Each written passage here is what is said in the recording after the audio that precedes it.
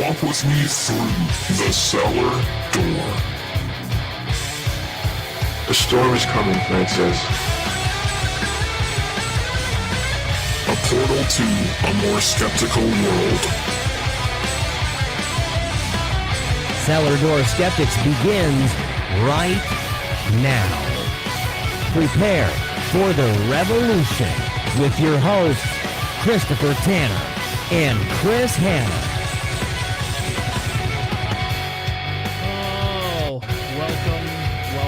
Welcome back to another episode of Cellar Door Skeptics. Thank you all so much for joining us tonight. We have an amazing episode planned, folks. We are on 264, and I can't believe we've done it for this long, but we have. And we have an exciting show tonight. I've been planning this show for at least a month and a half, and it's kind of one of those things where there's a lot of work that's gone into it. More 3 or 4 different times, and I hope you all enjoy it because I put a lot more effort into this show than I put into some of the other ones. And I don't like to say that, but this is a bigger topic. So for the last 2 months, we've been pretty quiet about Trump and his ilk and all of this stuff. And yeah, there's some rumblings going on that he might start his own party, that he might run again, that he might start his own social media network. There's 100 million things that are going on. But we're not going to talk about those because the big thing to me is, what is the lasting effect of the Trump administration on society, right? Because you got to think the big issue here that I see is we saw a rise in white supremacy. We've seen basically an all-out insurrection, and there was historians that are literally saying, "Hey, folks, this has happened. These types of things have happened to democratic societies, and if this does actually go all the way and happen, we aren't going to be under a Biden administration or a Trump administration. We're going to be under a Trump dictatorship." That's what people are starting to fear. So what I wanted to do tonight is kind of cover what is an insurrection, kind of talk about the different types of insurrections that could be happening. What is a rebellion, right? You know, I think of Star Wars when I think of a rebellion, and I think of, we fought against the Empire. We went against, I guess we didn't because I didn't actually fly an X-Wing or anything, but I pretend like I do, they killed Sith Lords and all these other things to restore power because the Sith took over because a corruption inside of their political system. And that's how they maintain power. And so all of that kind of projects into society where we say we have rebellions that are good, rebellions that are bad. We also have different reasons why insurrections happen and how they happen. So tonight we kind of got it's a 3-part, hopefully we get through everything, discussion where we're going to talk about what is the definition, what is kind of some of the differences in some of the insurrection types in third world countries versus what we're seeing.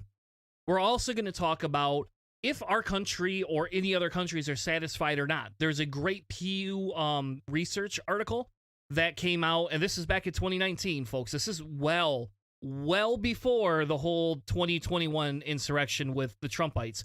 But we're going to talk a little bit about where does that kind of put us, right? And what do other countries see as well? And then we're going to talk about, the different categories. I found a scientific study from 2005. So this is an old study, but it is a very, very good study that talks about some of the reasons behind insurrections. And then lastly, we're going to actually get into a few of the different historical insurrections that have caused major turmoil throughout society.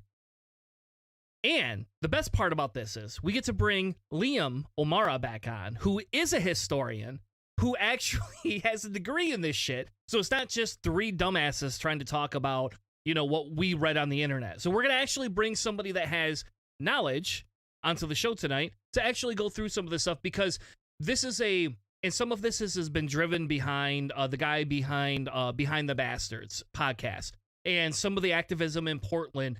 And a couple of weeks ago, they started making huge arrests in Portland, and it was just this big uprising. So talking through what is true insurrection, because that's going to be something we're going to fight for the next year to year, because Trump supporters and Republicans are now going to band together to say, look at all these leftists creating insurrection. They're creating turmoil. I mean, they already bashed us for the BLM movement. they're now going to come after us for the Portland uprising. They're going to come after us for any other future uprisings. So I feel it's very valid to help project knowledge to people so we could talk educated when we have to defend ourselves against what is a true moral insurrection versus somebody that just wants power.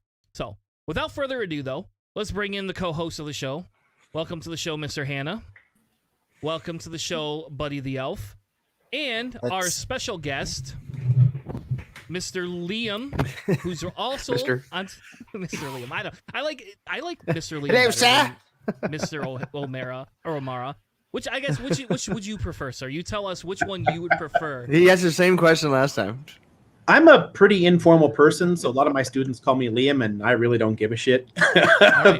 but technically, if it's a choice, if you need a title, I always go with Doctor, not Mister. All right, so Dr. Liam. There we go. I would drink that soda. Liam, Dr. O'Mara, hey you. Yeah.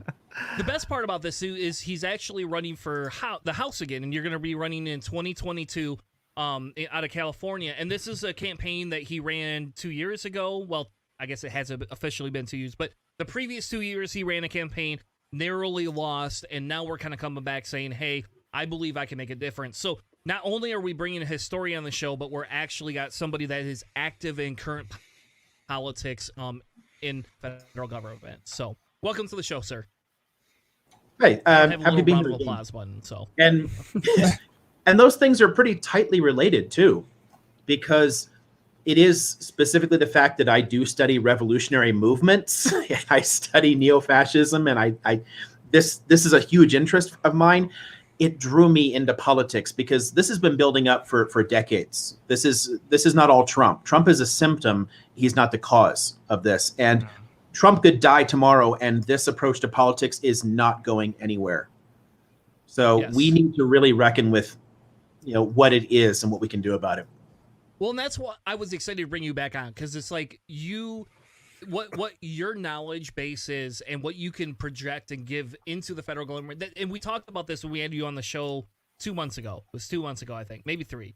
I don't. COVID time means nothing in my world anymore. So whatever time it was, we had you on. It was back in December, I think, actually. I think we had you on in December because we talked about your campaign, because I found your campaign video for your concession speech, and it was hilarious. And I was just like, whoever made this is a genius. Like, I don't know what they're trying to get at, but this is a genius video. So, like you earned a follower just that way. But when we talked, you talked about that. You talked about how you like to integrate your knowledge and the reason you got into politics and why you're very passionate about it. And our show this year, our dedication on this show is how I'm not happy with the current establishment, and my party's in power, and I'm still not happy with them. I mean, we still have kids in cages. They're still trying to open more kids in cages. They're still bombing Syria. All the things that I cannot stand are still happening under the Democratic, party that claimed they were going to fix a lot of these things. And yes, they've started to work on a few things, but it's not fast enough for me personally. It drives me nuts. So we wanted to bring you back on to talk about insurrection, because I think this is a big topic, and this may turn into like a 20 episode, arc or something. I don't know, where we have you on 20 more times over the course of the year. But I feel so passionate about it because the white supremacist movement, where I never really was alerted to it until 2017, and I have a lot of friends that are like, you're a dumbass, Chris. Like, you should have known this shit a long time ago. Like, they didn't go away. They've just been hiding. But now that people are out of the closet, and it's this big thing where they're now actually openly able to do these things again, it becomes an extremely scarier experience, I think. And my goal is how do we understand it, and B, how do we fight it, and C, how do we educate the masses about this? Because I don't want people comparing BLM to a white supremacist rally with, that are going out specifically to create destruction. So anyway, there you go. There's my opening speech. There's my monologue for you. I had my COVID vaccine tonight, so I'm a little more giddy than I usually am. So I would be too, man. That's good news there. How's the autisms? One, you sure you got the right shot? yeah, I did. It was weird. I did not get autism yet so far. I do feel a little dumber, but I didn't get autism. But my wife was at our local grocery store in Michigan called Meijer, and they had this huge blocked off area and like a line of people, and some lady came up to her and like was like, hey, have you had your vaccination yet? And my wife's like, yeah, I work in nursing. I had mine like 3 months ago.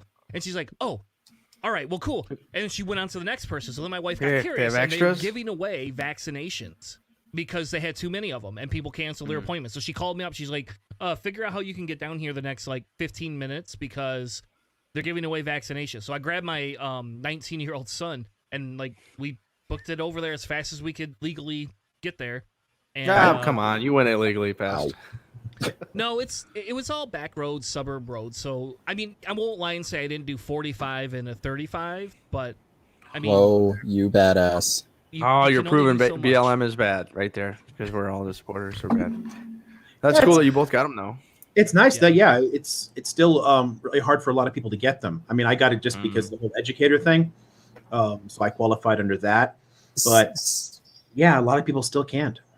In Canada, we're running low to the point where we're slowing down our rollouts. And I mean, I know in the States, from what I've been hearing, you guys are, some people are driving, like 4 or 5 hours just to go to a site to get one.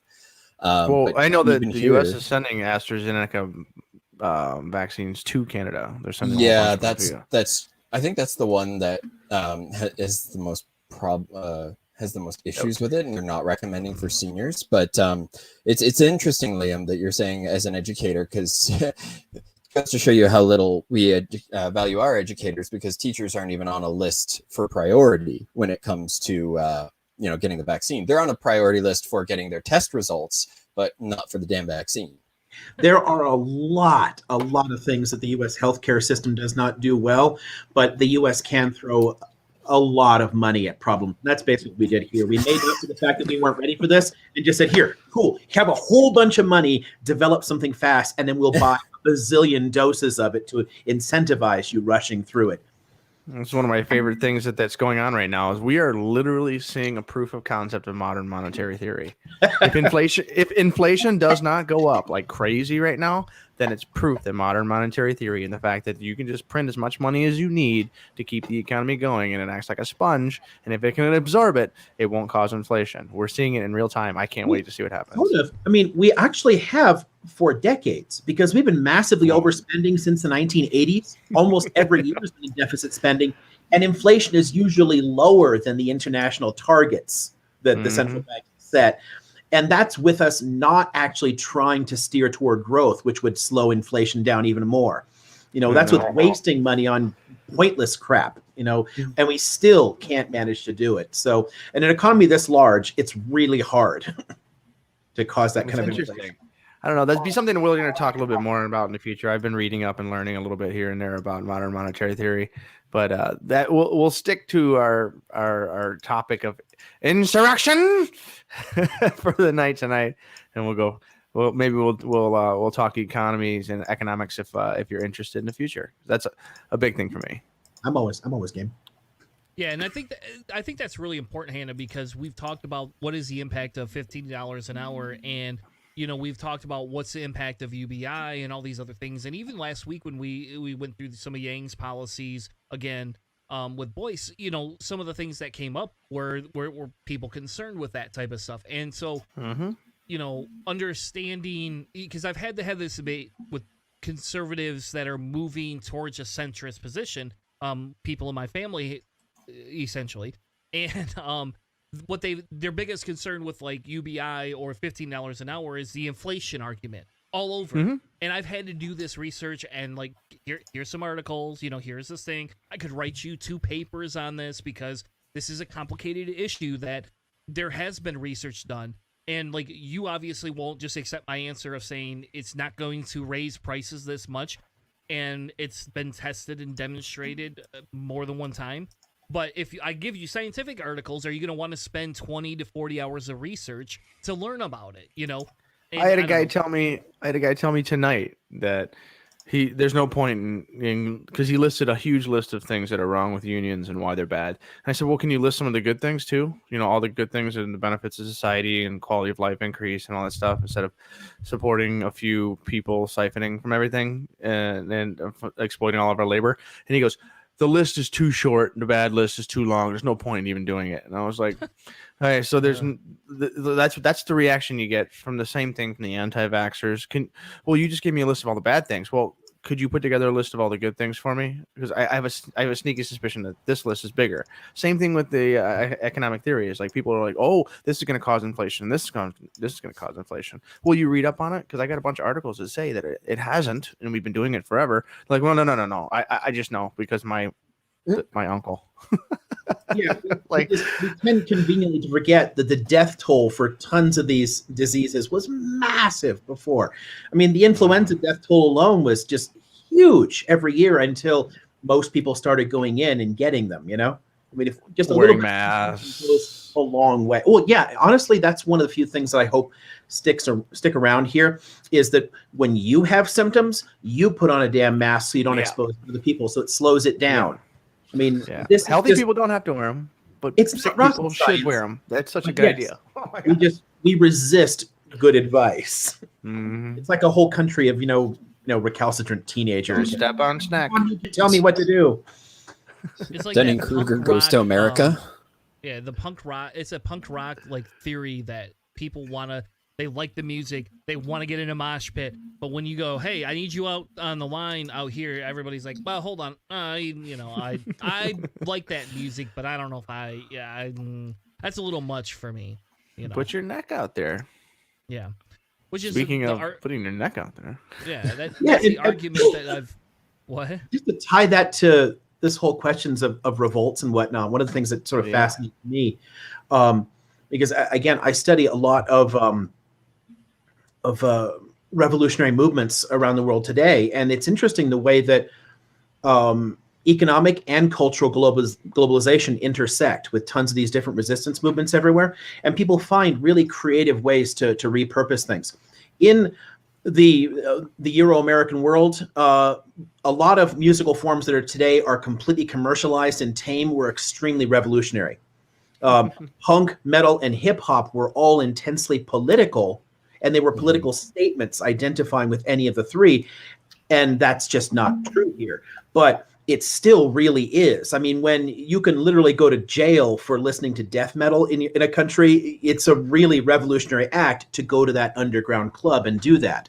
And you do see in a lot of more authoritarian regimes a real interest in that revolutionary music and in the much more extreme musical forms too. Yeah. It reflects agree with you. Yeah, I agree with you a lot because I'm a metal guy. So, like, in fairness, I grew up conservative, listening to Christian music, but I've always been into metal and a very aggressive metal, not just, like, we're not Five Finger Death Punch family here, folks. That's not metal. That's just like shitty rock. That's what I call it. Like, you could take that and put that and Creed together. And that's the perfect example of how it's been commercialized. Yeah, and it's metal on the side of a Budweiser can. Yeah, you're not going to see that kind of stuff in the Mideast. You're going to see black metal and death metal because the lives are metal. I've seen Kickstarters to try to get, or not Kickstarters. What's the other one for like helping people out? GoFundMe? Anyways, it's GoFundMe. It's GoFundMe is to try to get people out of jail in the Arabic countries and in some of the Soviet bloc countries because they're a metal group or they were doing something that wasn't. I mean, like they're like, this guy's a great lead singer and he got picked up because he was at the show and he's in prison and we can't get him out. We need lawyers. I was like, it reminds you that this kind of stuff does still happen. Right. And in the 70s or 80s, you saw people freaking out thinking, oh my God, there's satanic imagery. They're like going to sacrifice kids. No, it's just kind of up to society. It's like ironic and whatnot. But if you're in a theocracy and you're playing in a band with like inverted crosses and singing about the devil, you're kind of taking a real risk that, the liberal democracies never really had to deal with. So, mad props to people willing to do that. Yeah. Well, and I think of that Russian band. I can't remember Pussy their name. Galore or Pussy Riot. Yeah, there you go, Pussy Riot. Yeah. It's just like, there you go. Like, that's music. Like, even if I don't like your music, I'll support the hell out of you just because that's when we want to talk about rioting and civil unrest and different things. Those are type of things that kind of come up. And that's kind of what moves me into, like, let's have the conversation about insurrection because, as I'm now an atheist, right? I'm a secular non-believer, right? People ask me all the time, where do your morals come from? How do you even have morals? And I'll be honest, and we're not going to get into this because I know we'll probably argue about whether I'm correct or not. I believe there's a such thing as objective morals. I don't believe in absolute morals, but I believe in objective morals, and it's based on an evolutionary construct. And this is going to go all the way back to when I first came out as an atheist, when we had John Figador and, God, I can't remember the other philosopher we had on. But we had another guy on, and they did a whole debate on our show about objective versus subjective as an atheist, because usually people associate subjective with or objective with Christianity and things like that. So anyway, so long story short, the idea your cat just wants to be a part of our show.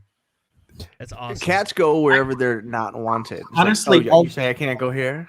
all three of them do. Usually it's just the smallest one, the orange cat that'll come around. But I've got the gray one down here, the black one. They're all suddenly like they want to be right here.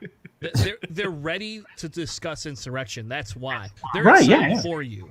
So They're long story pumped. short, like, people always talk about where do your morals come from? How do we discuss morals as atheists or secular humanists and stuff like that? And I don't know where you fall on the spectrum, Liam, and I think it's inconsequential, really. But I think the bigger issue is when we talk about insurrection, we have to define it, because technically the definition I got for insurrection was an act or instance of revolting against civil authority or an established government. Or you could use the alternative one that says an organized attempt by a group of people to defeat their government and take over their country using violence. Now, when we went to the BLM riots or whatever, or the insurrections, they were not trying to take over the government. We were trying to reestablish a different type of government. But we have to talk about what is the moral aptitude of each of these. So as a professor, somebody that studies this, that does this for a living, right? Where can you give us kind of a overview? Like, if we were in your class and discussing insurrections and the moral lines of where these come, what is the discussion points you would be bringing up? I mean, yeah, it's a big topic, especially since I have whole classes built around elements of this. Like, I have a class I do every year on the Arab uprisings, the Arab revolutions have been playing out over the last decade. And we actually have to spend a good bit of time defining terms for people and introducing them to different theories of revolution, because there's quite a few different ways to view these things. And there's a lot of necessary distinctions you have to make, even before you get to what are the necessary features of a revolutionary movement, which is a much bigger sort of issue. There are real distinctions we have to make between a revolution versus a rebellion, and then versus like a coup or revolt or sedition, because we really sloppily throw all these words around and don't really think a great deal about what they mean. And then with rebellion too, rebellions and insurrections are pretty much the same thing. And terrorism also fits into that. There's a nice little continuum between rebellion, insurrection, and terrorism, that those terms at least all go together, and there are only very minor variations in meaning. Whereas the other terms, a revolution versus a revolt versus a coup versus sedition, those are all extremely distinct. So if you want, one of the first things we could do is distinguish between the terms, so where we can apply them a bit. Yes. Okay, so let's start at the bottom, so to speak, the easiest thing. Sedition is basically talking about overthrowing the government. It's like, hey, I think we should get together and overthrow the government. It's I think the government is illegitimate. You're actively trying to delegitimize it. It doesn't have to be necessarily physical. You don't have to pick up a gun to be a seditionist. So social media conversations could qualify then. Could qualify, exactly, if we wanted to apply it. We tend not to. We tend not to pursue those things, and it's a waste of time to try and prosecute that sort of thing, especially since with freedoms of speech, you can always say, well, I was being ironic. I wasn't really going to do that. How do you tell? We tend to wait until there's real evidence. But seditious thought is basically saying, I think the government is illegitimate and should be overthrown. That's enough already right there. Which is kind of what we've been seeing, right? I mean, or what we did see is a lot of that on social media. There's a lot of that, exactly. Yeah. But there tends to be a lot of that, but it tends to be in much more isolated groups. They tend not to come together, and they don't usually feel that there's enough of a tolerant climate to come out. And a permissive climate is actually really important for quite a few different terms here. A permissive international climate is actually essential for a revolution to even happen. So it's a permissive domestic climate is necessary for seditious thought to spread and then to lead to other stages and to lead us into, insurrections or rebellions. But let's take that thread and set it aside. We can build from sedition and take it into rebellion in a moment. I want to quickly lay out revolt and coup so we can set those aside, because those come up a lot too. There's like, oh, this is a coup attempt on 6th January. It really wasn't. A coup attempt comes from insiders. So it'd be elements of the military, elements of the government overthrowing it. We had a few people in that Capitol building who were supporting what was going on there, but not enough for a coup attempt. But there was an attempt to use a movement like that to put pressure on it and build toward a coup. That they failed. There was a lot of work all across 4 years, and I was just ticking off the boxes and pointing to different behind the scenes things like reshufflings, firing a lot of professional bureaucrats and putting in loyalists. I mean, Trump himself has appointed, a quarter of the entire federal judiciary in just 4 years. I mean, there's a lot of that kind of maneuvering that was intended to lay the groundwork for an actual coup, and one of the reasons that a longer administration was so terrifying. But a coup is not really applicable here because we didn't get to it, but it could be if you build up broader social support behind these movements, because it can affect more insiders and you can form different units. It doesn't take that many people in the different departments, but it does take a little bit in order to wear down those institutional structures. So we weren't there yet. So I have a quick question, and I'm sorry for interrupting, but I got the vaccine and I'm excited, and this is an exciting topic for me. Not because I like Nazis, because I hate these people so much. I just like to anything I can do to defeat them. I want to punch them, but I know this is a smarter avenue. But so if we go back to let's go back to Nazi Germany before they were Nazi Germany. What's that? That Spencer gif with the punch that yes. Yep. That's what I'm seeing right there, like running up and clocking. Yeah, and we've had that. I've had that happen. I hate derailing the show, but I have had that happen. We were at a Hatebreed concert. I don't know if you know who Hatebreed is at all or not. But a lot of hardcore, like punk hardcore, metal hardcore bands produce white supremacist shitheads, especially when they can't figure out you should stop using semi-mediocre white supremacist imagery in your writings. Like Slayer is a big one, and we had that debate before. And it's really hard because I love that band. But anyway, Hatebreed has songs, and white supremacist people use this shit. And we had a guy, there was this dude, and this dude had to be 250 pounds, 6'4", huge, like bigger than Keith type guy. And he got in the mosh pit, and he's got this big Nazi tattoo on the back of his head.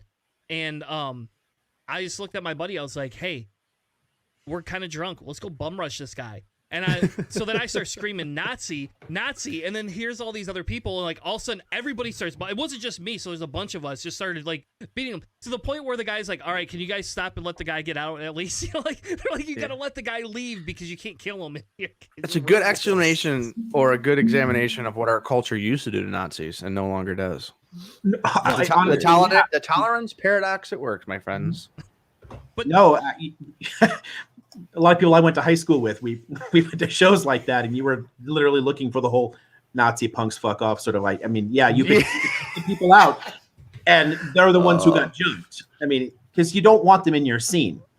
No, they have much more they've divided a lot more than they used to be. Back in the 80s, there was a lot more conflict because they mixed in the clubs. Now they have their own little Nazi underground meetings, and they do their own crap. Mm-hmm. So going back to your original discussion on Coup, right? I call them Coups because they make me feel better. And my wife hates it. There's a card game we play called Coup that I just call Coup every time because it pisses everyone off. But long story short, so let's go back to Germany before Hitler took rise. Once he wrote his Mein Kampf and he started to become more popular, was there coups that started to arise through that kind of helped him arise up top, or is that just really like a whole side thing that never really affected the rise of Hitler in Germany? Well, Hitler's movement staged a coup because he was democratically elected as chancellor, and then he overthrew the government. So that is by definition a coup. It's a coup that's backed by mass mobilization in the streets, though. So it does overlap, and there are places where coups and revolutions have some bleed over. Like 52 in Egypt is similar. Like the Nasserist movement overthrew the government. It was a bunch of military officers, and they imposed their dictatorship. But they did it because there were hundreds of thousands of people in the streets and tons of popular anger that they could ride to power. Hitler's movement is like that, where it's literally a coup, but built on popular frustrations. So you're saying it's like a populist coup. World, it has a little bit of the DNA of a revolution, but a revolution involves a fundamental change to society, and the people involved in the revolution play a part in sketching that out. In a coup, that's not the case. In a coup, it's a different elite that takes power and imposes its will, rather than the people who participate in overthrowing something in the first place. It isn't as thorough a change, but it builds on the DNA of a revolution. If not for that coup, it could have turned into a revolution, perhaps. So they overlap slightly. But coups are, at least in terms of the technique, like what's done, they're distinct because they are movements within the elite who choose to overthrow the government and impose their own will. So we're not there yet, but that is a realistic fear, and this it is a good reason to make that reference to Nazi Germany there. People forget just how many of the original fascist leaders, hell, most people can't think of a fascist beyond like Hitler or Mussolini, and never mind that there were a dozen of them in Europe. But people tend to forget just how many fascist governments came to power completely legally and used the basic power structures to get there in the first place. And then once there, they subverted all those institutions and took them apart from the inside. One we have to totally set aside and still shows up also in the media here is a revolt, because revolts don't have the political lineage that the rest of these do. A revolt is mass popular frustration spilling over into the streets, angry people. A riot is a kind of revolt. It's just an expression of like just pure rage. Like, let's go and burn that police station. Let's go and burn that government office. These happen, like peasant rebellions, peasant revolts, like that kind of stuff happen all the time. Sorry, peasant revolts are common throughout our history. You still see them in China today. You know, one of the reasons that the Chinese government got so authoritarian and so deep into surveillance is that people still burn government offices out in the countryside because they get angry. But it doesn't have anything to build beyond that. It doesn't have any of the other infrastructure that could give you a revolutionary movement, like, dissident intellectuals, for example, like the kind of whole middle class element. It's just angry people. And that's where, like, a lot of the things that you want to talk about, with you're making the references to, like, BLM or anarchists in the street, that sort of thing. That's much more revolt. That's what I was just gonna say. Yeah, it's like you see like that herding cats thing, and you don't see like the consension where you get everybody kind of together and get behind a philosophy that's cohesive and can turn it into a rebellion or a revolution. You have to have that dissident elite faction. You have to have like a dissident intellectuals, somebody kind of like laying out, here are distinct ideas, here are demands, here's leadership, this is how we're going to form this stuff here. It's not like, let's go burn a Target. Like, burning a Target is not going to change the system. It's not going to change the government. It's just an expression of like pure rage.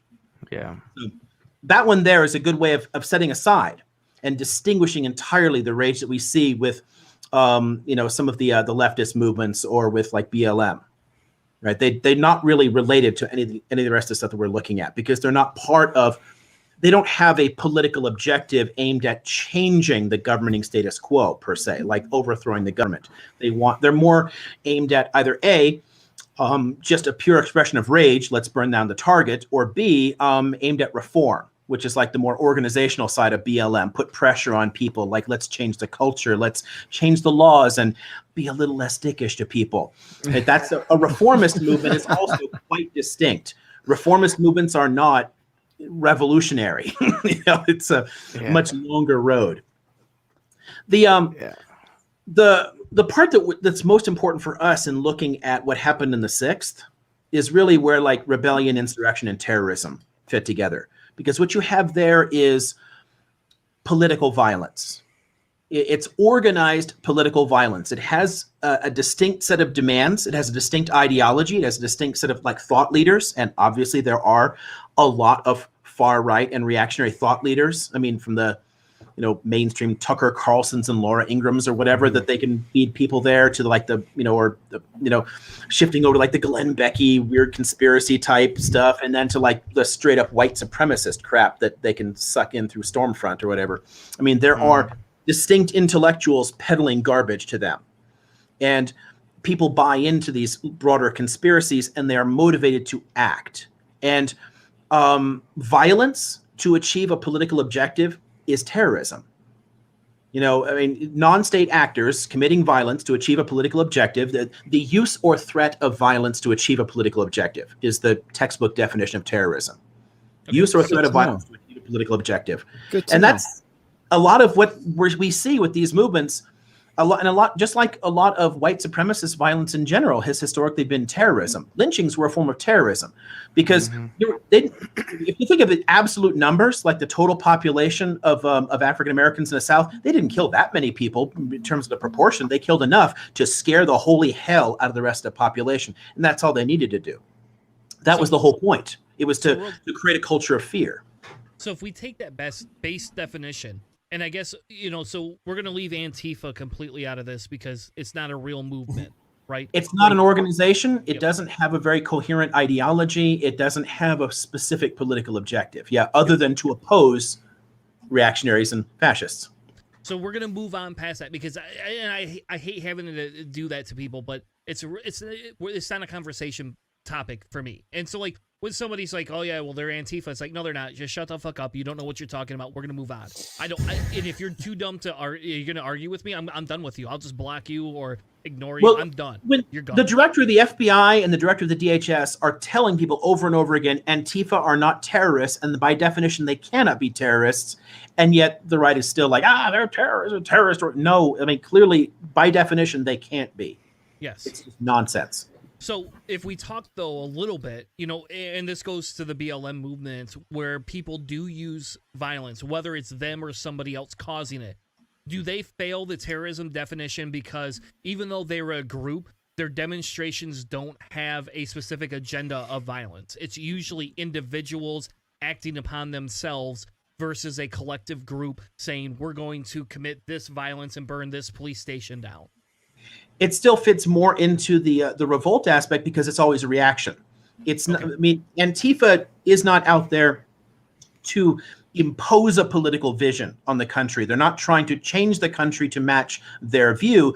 They're stepping up because there are people that upset them and lead them to violence. If you didn't have, such a strong neo-fascist or white supremacist movement in the U.S. marching in the streets and speaking in public or whatever there, people wouldn't be fighting in that way. It's counter-protesting. Yeah. Exactly. It's like any kind of protest can lead to a counter-protest. The violence of Antifa is a reaction to the stimulus, the white supremacist stimulus or the neo-fascist stimulus. And it's weird to put it that way, and it sounds to people on the right like you're making excuses for them. And I'm not going to make excuses for someone getting hit with like a bicycle chain or something, because that's just straight up wrong. I mean, like we don't need to deal with that. It doesn't help. It's strategically usually kind of foolish because it hands ammunition to the right to further delegitimize things and push us more toward fascism. But it is simply a reaction. It's an emotional response that has people put on their bandanas and go out there and beat people up, rather than having the impetus to organize and get out in the streets in the first place. that's what makes it more of an insurrection or rebellion. Yeah. So the difference, the big difference is the fact that, the fact that they're not looking, it's not an organization that's looking to overthrow the government through specific points. They're looking to make a point to say, give me change and we'll help guide you, but I'm not going to dictate what change we want. We just know this is bad, this is bad, this is bad.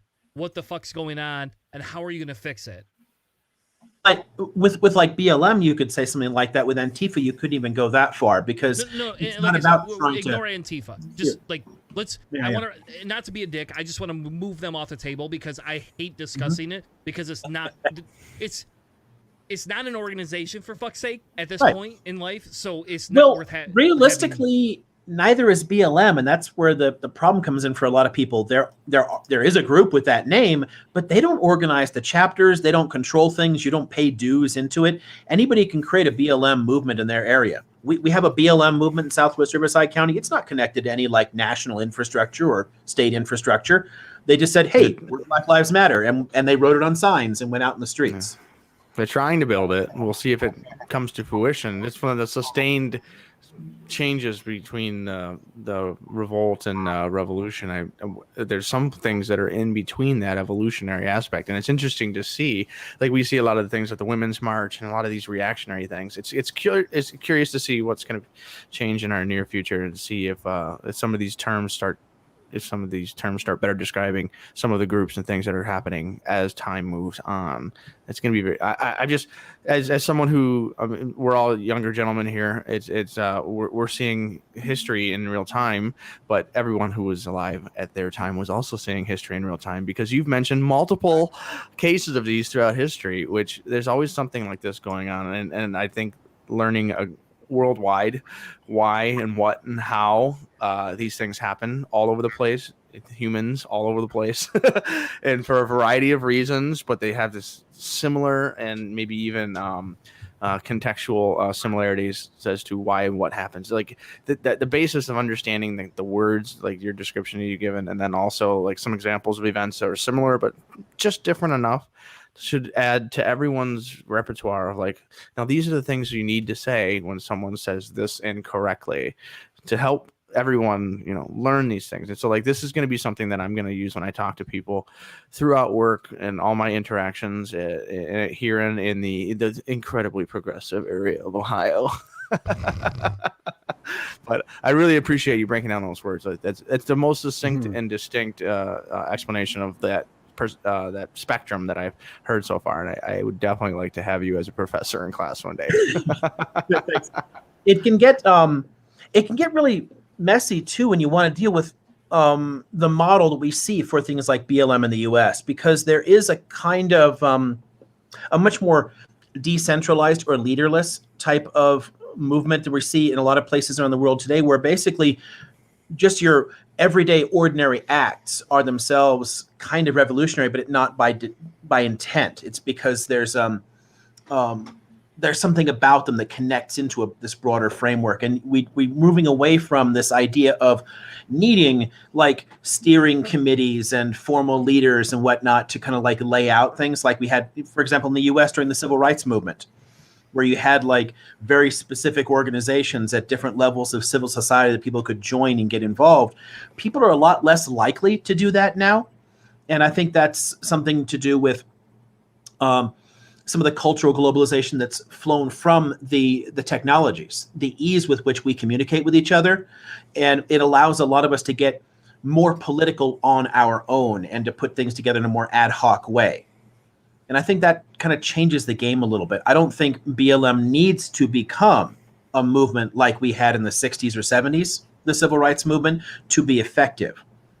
No, because I think we're moving past some of that in our society right now. I think that's the biggest establishment thing that we could see, is that back when they needed civil rights per se, it was a bigger issue because of the fact that there was so much resistance, and to be resistant was a populist thing, like, oh yeah, we don't like black people, we made it legal, but we still don't like you. And that was a populist mentality. And then now that's not. And I won't say that, a lot of white people support BLM or the movement, or even understand to some extent what, racism is to them. Because I think people think, I'm not racist. Well, hold on a second. Let's actually discuss that, and I don't want to do that tonight because that's another 2-hour episode. And I want to focus on insurrection, damn it. But yeah, that understand those definitions. They don't. And it's tricky too, because some people will, look at how many even conservative white people today will happily claim Martin Luther King Jr. Like, oh yeah, that was great. But you look at the actual opinion polls at a time, and almost every white person in the country is like, I think they're asking for too much, too fast, and the whole I think they're being a bit uppity. It's really white racist. I know. Support for BLM is not great among white males in this country. It's just not. And that has a new version. It's a new version of a letter of Birmingham jail. The moderates are essentially the ones that drove him to the point where he really got mad. And exactly. There's a handful of moderates that kind of derail the demands and try to soften them so that it's easier for a lot of these other more racist white males. And then there's all the racists who are, I'm not racist, but they refuse to deal with the problem. And that's the same argument people were making then. It's literally the same language. You can pour through documents and oh wow, that's the same argument I just heard yesterday in the grocery store. Thanks, Tucker, for bringing back history. Well, we haven't changed as much as we hope. Well, I don't know if anybody watches John Oliver, but 2 weeks ago or a week and a half ago, he did a whole segment calling John Oliver a white supremacist and why he's pushing that movement. Now, we're not going to get into that tonight. I think that's very that was pretty ballsy, I'll be honest, of him to make those connections. I think he's leaping a little bit farther ahead than I personally felt comfortable with, but I understand the logic behind what he was trying to say. But if we go back and we could close this chapter out a little bit and kind of move on to the next chapter, because everything that we've talked about with Liam, this article, and I know it's National Geographic, just forgive that piece of it, but it's actually a really good article that talks about why comparing the Capitol riots to insurrection in the Middle East or in Lebanon and in these other countries is incorrect, and it's for every one of the reasons that Liam essentially said to us. So the doctor pointed out all of the different definitions. In here, they're not as eloquent about the definitions, but they actually talk quite a bit about where the leader is, who's pushing for this. And yes, it wasn't technically a coup, right? But it was leadership specifically saying, I don't know what to tell you. I'm pretty sure I didn't lose. I'm not saying I did or I didn't. Maybe you guys want to do something about it. You're good people. Everybody's good people, except for those that are against me. So they talk about why there's a huge difference between the two ideologies and what they were revolutionizing overseas in some of these other countries that are third world countries that are having major bloody issues compared to what we have in the U.S. even. And I would say Trump and the ilk that tried to keep him in power are a poison to society. And I don't give a fuck who I lose or who doesn't. To me, that is some bullshit, and they are some very toxic people. But this article actually kind of goes through, and we don't have to go through the whole thing, really, but the article talks about, how social media has helped feed this. They talk about the double standards, and they kind of get into everything we've just been talking about, just not in this article, right? So if you want a really good read, this article is a really, really, really good read to kind of explain everything that we talked about, but on a very emotional basis, I guess. Yeah, I guess as just to add a little bit in there, kind of as a gadfly, I guess there are a lot of really good parallels we can make to movements around the world, and I think that we probably should. The problem with that, with a lot of people, especially with a lot of Americans, is that we don't know enough of the context in any of the other places to really make an informed comparison anyway, or to take the right lessons out of it. So what's the point? And one really good argument you can make is that there are so many things in our own past that are like this, that why do we need to bother talking about sub-Saharan Africa when we've got it right here in our own history? But one big distinguishing feature that you have is the level of violence. And that's one of the key things that separates terrorism here and in other places. And one of the things that makes it hard for a lot of Americans to accept just how many terrorist sympathizers there really are in the US, and that white supremacy is a form of terrorism. It's the level of violence because we have more to lose. I mean, as soon as you've got your Xbox and your cable TV or whatever, and life is pretty good. I mean, maybe it's not as great as it could be. Maybe your income is lower than you want it to be, but you have more to lose than someone who's literally watching their children starve to death. That person is more willing to pick up the Kalashnikov and go out in the streets and shoot something. And so we do see a far greater scale in it. And that's something that you see anywhere around the world. As living standards go up, terrorism declines. Terrorism was super common in Europe and in the US in the late 19th and all the way through the first half of the 20th century. Tons of terrorist movements. And since the 1970s, terrorism has been steadily collapsing in Europe because their living standards went up. And it was collapsing in the US for a long time too, which is one of the reasons that, leftist terrorism was quite popular in the US, but it never recovered. It collapsed along with the rise in our living standards.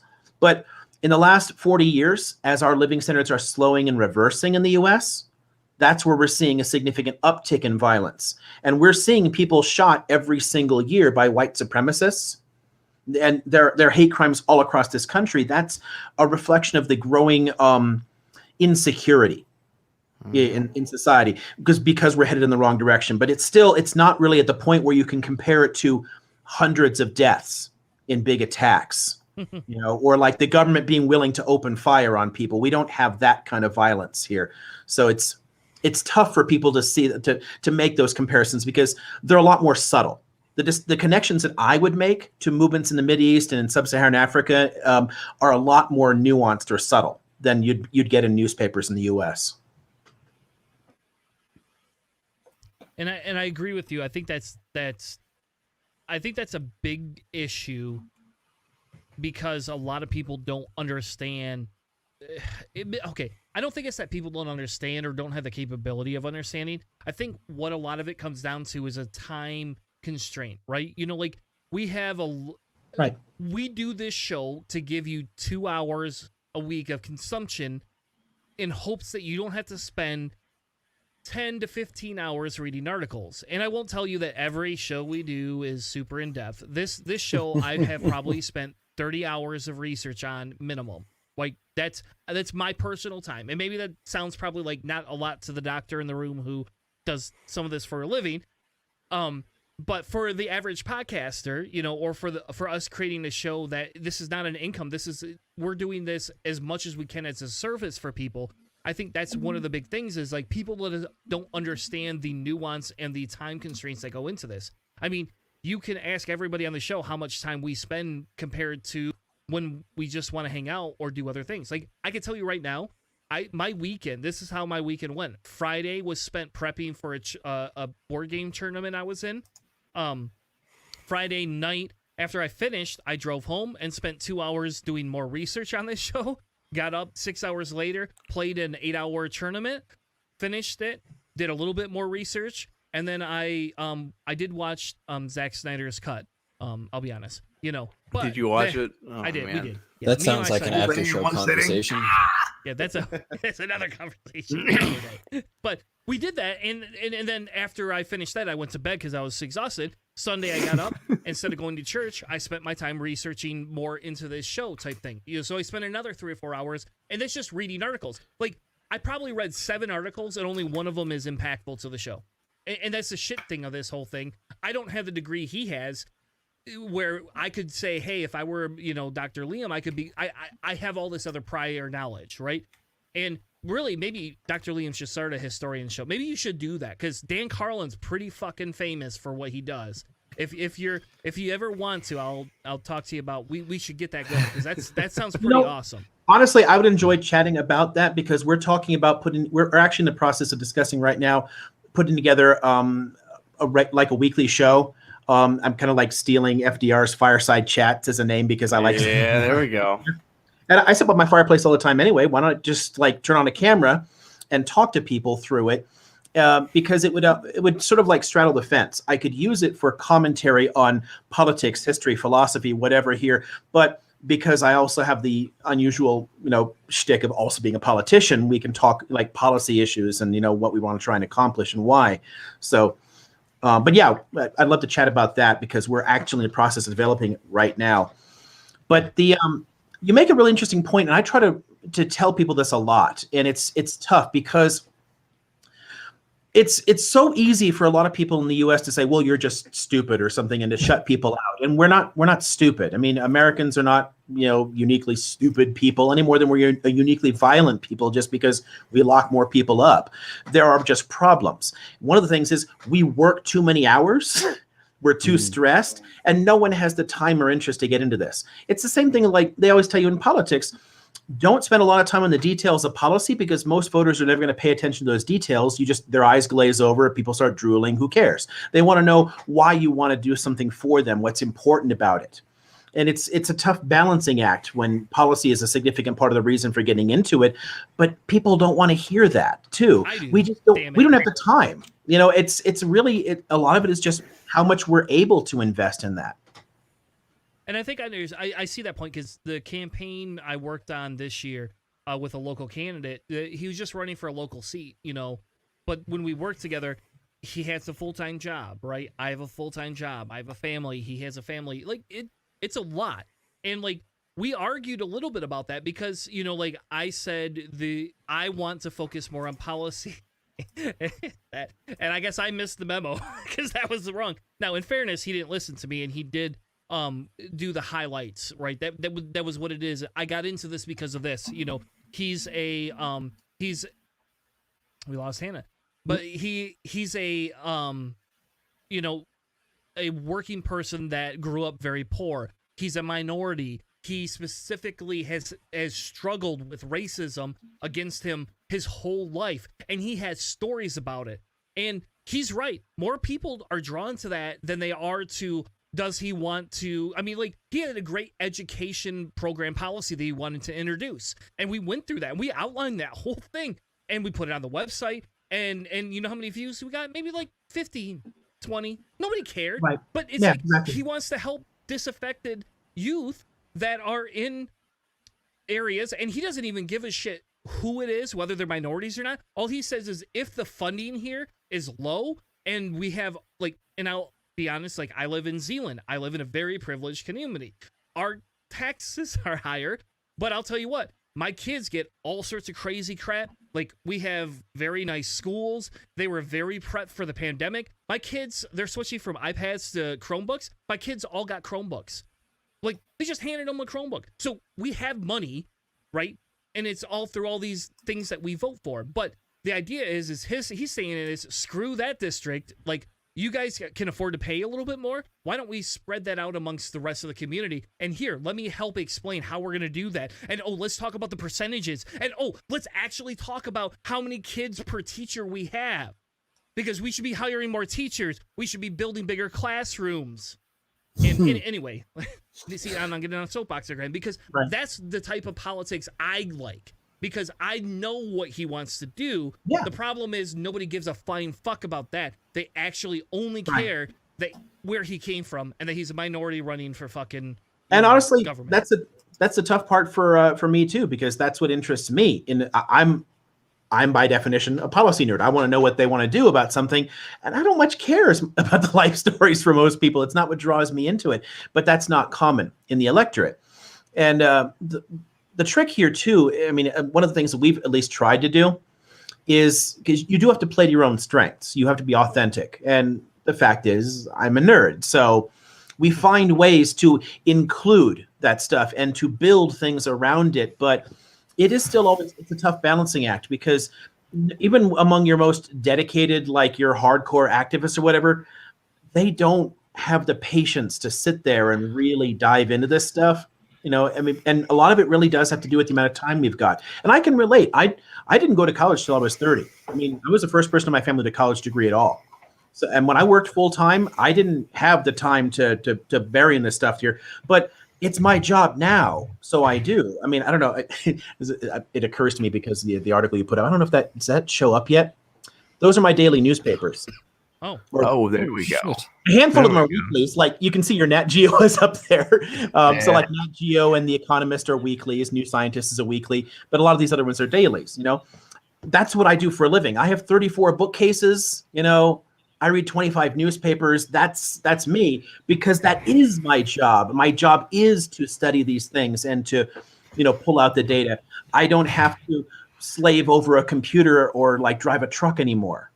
So, we have to at least respect the time that people have free to do this and meet them halfway. One of my real good friends got his PhD in mathematics, and I asked him, what are you going to do about that? And he says, a lot of this.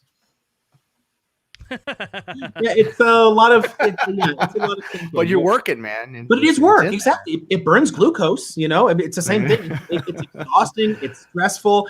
I mean, at the end of the day, I'm still like, I just want to like sit there on the sofa and put on Star Trek and just like, oh, I'm done. Because you're still tired, but it's a different, it's just different muscles you're working, but it's still work.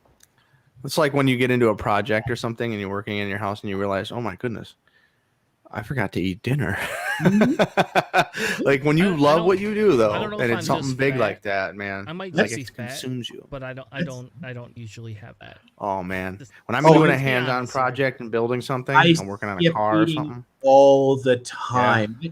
I mean, my campaign staff is learning to ask questions. Did you remember to eat today? Because I'm the stereotypical absent-minded professor. I get caught up in something and I completely forget what else is going on, and I'm just sitting there. I'm like typing all day and like, oh, I haven't even gotten up. What am I doing? What day is this? It means you're doing the right thing. Because like I know some people and they're just like, and every day just like click. I mean, that's a miserable existence. And when you're at that level of exhaustion, just mental, just burn, and then they expect to like try to learn about who you're going to be voting for. They're looking for the person who tells them what makes them feel good, who tells them what they believe, reinforces their confirmation bias, and that's how we have an issue in this country with participation levels, marketing levels being the very first level that most people ever go to, and then they don't go any deeper. And so I love the idea of like people participating, but that could be something on the next segment that we have here. How did we get here? Like looking at what we've got with our society. It's one of the things I love that you guys do shows like this. I love that so many things I love the whole become the media idea that people are stepping up to do that.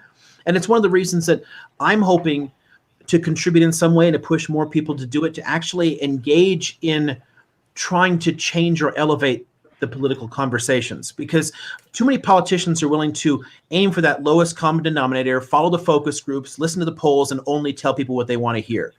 And that's just, that was the whole point of FDR's fireside chats, was to take an unpopular idea and make it popular, was to explain it to people. He took the time to reach out. It's one of the reasons I like that idea, because it's very much my aesthetic.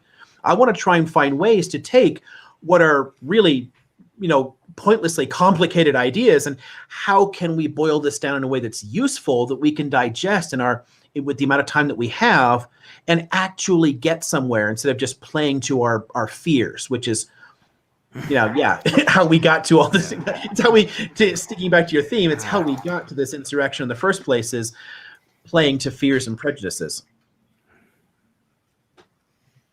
Fair enough. So how did we get here?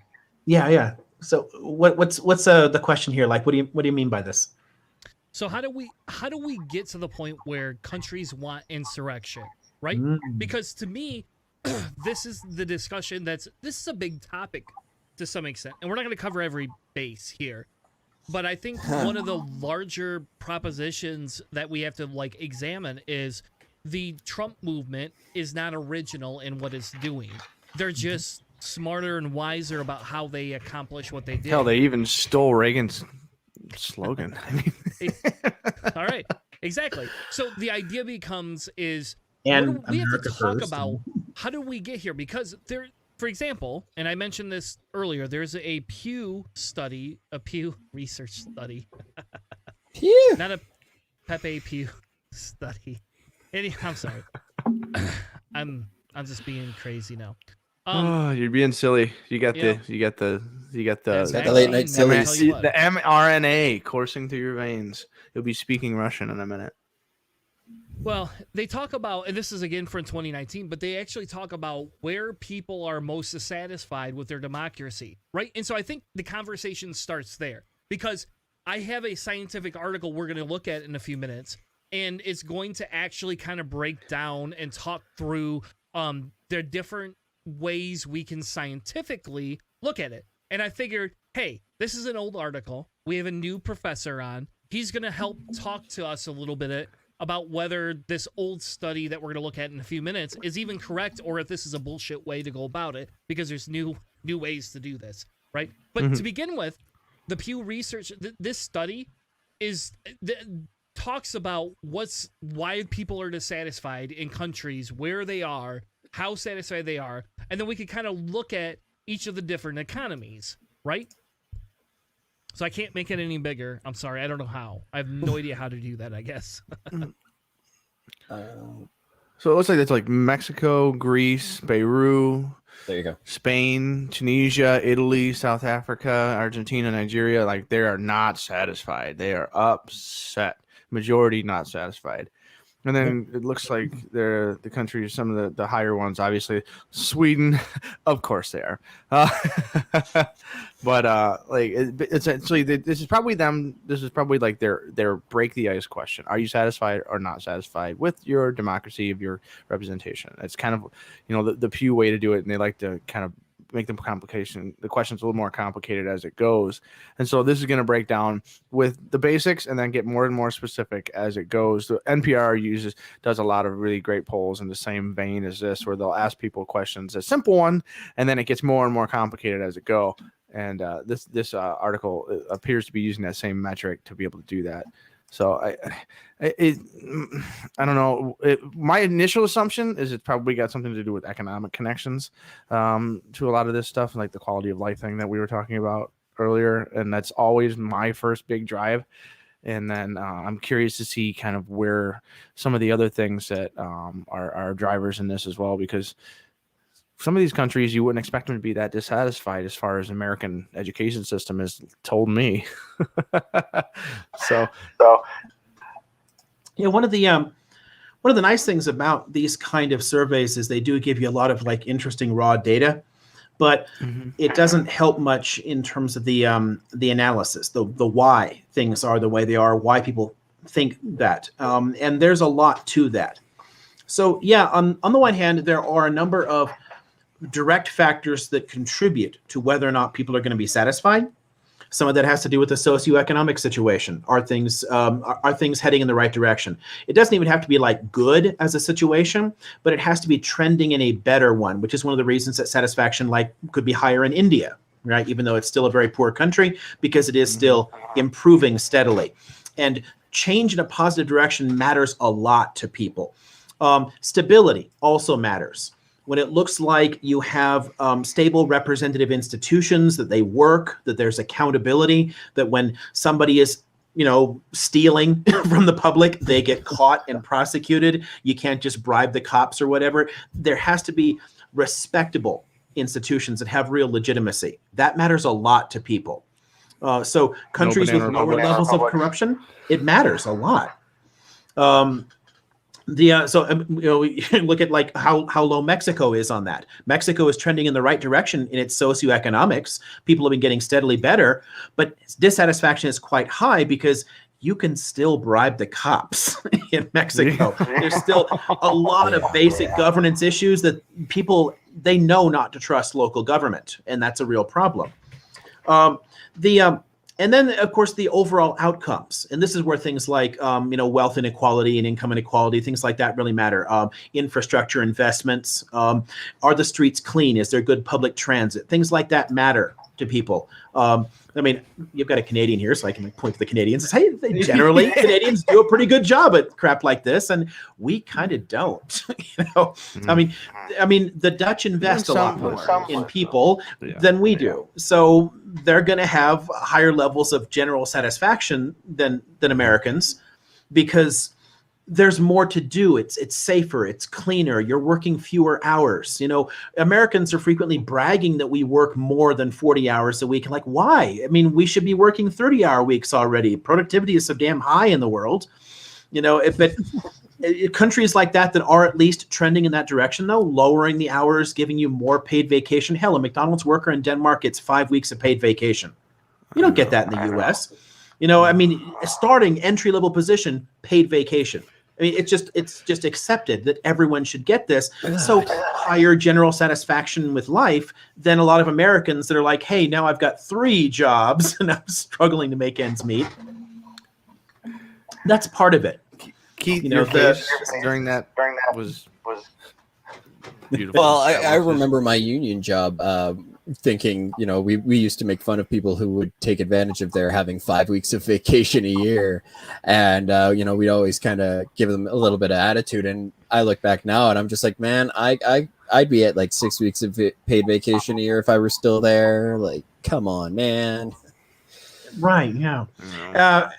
But the other thing that's, I think, important when we're paying attention to these kind of surveys and using them as data is that we can't just look at these other major factors, the extenuating circumstances, the socioeconomic, the stability, the overall improvements in quality of life. We also have to look at attitudes, propaganda, the way people are made to feel and think. And when we have a for-profit media that exists to build a sense of outrage and tell you that everything is wrong and the Democrats are blood-sucking satanic pedophiles, like, oh my God, I'm terrified. And I mean, just think about the obsession you have with crime in the U.S.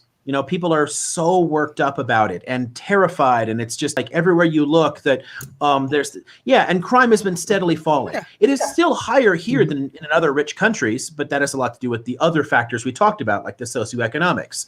But it is still trending downward, and yet people are more terrified now than they were in the 80s and 90s when it was far higher. Because the media is trying to scare the bejesus out of you because they can make money off of that. And that leads to lower levels of satisfaction too. Instead of us being able to take a step back and say, you know what? Good job, America. We actually have lowered the crime rate since the 1990s. Did you see the crime rate this year? Awesome. Right. Maybe we could do better. Maybe we could fix a few things. Maybe we don't have to lock up as many people. Maybe we can increase the living wages, blah, blah, blah. But good job, America. Crime rates are coming down. Instead, we're like, oh my God, I've got to make sure there's more cops around and we got to give them tanks. And like, you're just terrified all the time. So the propaganda has a huge impact on how people are going to answer those surveys. And we really, if you're going to think about how we got here, like in terms of this deeply partisan, tribalistic, violent climate that could lead to insurrectionary movements, you cannot escape that corporate media space. I mean, it plays a massive, massive part in that. The Trumpist movement would have been impossible without it. The death of the fairness doctrine is one of my biggest pet peeves. It's such a frustrating thing that's always eaten away at me. You can thank AM talk radio, conservative AM talk radio, and Rush Limbaugh, his maggot-ridden corpse at this point, but still, his legacy will live on. Exactly. Yeah. I mean, again, this is a long-term process. I mean, these moves started back in the 1960s and were really taking off in the 70s. A lot of the ideas, if you're looking at the intellectual foundations for these kind of movements, for the conspiratorial structure of this, for the anti-state structure of this, you got to go back to things like the John Birch Society, and there were significant moves in the 60s and 70s that laid the foundations for this. Same thing too with the racial aspect of it. The same people who were, defending apartheid South Africa in the 1970s and 80s are the intellectual forebears of the current so-called conservative movement in the U.S. I mean, it's the same people who were defending that system. I mean, it builds on things that we already had, but it has gotten to be so much more problematic because of the media space and because of the how profitable it is to divide people. So while the parties are going to get more tribalistic and snipe at each other and all that kind of crap there, the media is going to feed into that and make it worse instead of them sitting there saying, you know what, guys, we should calm down and just sit around the table and figure out what we have in common. And hey, you want a better life for your kids too? Okay, cool. Let's figure out how to do that. Instead, they're like, so are the Democrats willing to eat your children? Oh yes, of course. And they feed into this. And it just gets worse and worse every year. I definitely agree. And I think We lost Keith. Did we lose Keith? I'm gonna pull. It Keith looks off. like it got the spiral of death. He's got this. It's the black screen of death, or the blue screen of death. I don't know what. He what said is- something wrong in Canada. The national media took him down. No, I say yeah. He said he should have kept that job, and he needs more vacation time. If someone's watching, Yeah, he is in Calgary, and if you say the word union in Calgary, you'll get hit with a horseshoe. So, I feel, and I could be wrong, and this is where your degree comes into play here. And I know I never gave you this article ahead of time, and I did that on purpose. I'll be honest. I did it because I want to have an honest discussion a little bit about this, right? And I'm not going to leave it up on the screen, but essentially this this scientific research paper was written about why democracies collapse and the reason for their failure versus success, right? So I think it's important that we spend a few minutes at least analyzing this, because I think it's extremely important. And instead of leaving this up for you to try to read all of this, because it's not easy. Well, I mean, the reading. abstract is one paragraph. You could do But- that verbatim quickly, couldn't you, Mr. Words? Sure. We can do that if that's floats your boat. Most studies of democratic stability Mr. are Are your based best within- words? They're my best words. Based within either the socio-economic or the political institutional tradition, but usually not on both. The article combines two approaches, and all 11 variables associated with a democratic stability are divided into 4 groups: institutional, societal, mediating, and I don't know how to say that word, so I'm not extraneous. thank you. And we examine in 30 different cases of democratic collapse and 32 cases of stable democracies, these specific different groups, right? 5 variables prove to be the most influential of the fate of the democracies, and when a country scores negatively on all 4 of these 5 variables, it is almost always doomed to collapse. Some of the variables prove to be correlated in an opposite way that which has been suggested through literature. So what they're doing, and this is kind of a very, I call this a biblical This is very approach. Marxian, I will say. It Try to is, put and- politics into science. It is, and if like remember when we used to have the discussion about the history of Jesus and stuff like that, and like there's a different theories. You have on one side people are like he never existed. This is just a bunch of poetry. Blah blah blah blah. There could have been a guy, but it wasn't a Jesus. And then on the other side there was this specific prophet who wasn't godlike, but he was here and he was influencing society, right? And so that's the large discussion we used to all get into, back then. In this case, is very similar to that debate because we're actually taking the history that we can see and giving it specific scientific constraints to say, does it meet this? Does it meet that? Yada, yada, yada. So I'm going to pull this off the screen and we're going to go ahead and read through all of them though, because I do have them listed. And then what can happen is, our professor can either correct us or you just jump in and tell us when we're wrong. So here are If the his cat categories. turns around and looks at us in a really menacing manner, we definitely got it wrong. Don't do that when I'm drinking. Oh my! There'll be whiskey all over the Yeah, microphone. yeah, this is interesting. It looked like I don't know. Hello, Mr. Powers. Your video might have popped out for a minute there too, but when we were talking about that Pew poll there, I was pointing out that it's not just the socioeconomic, but there's also stability and the political climate. There's a lot of different factors, and they all kind of matter.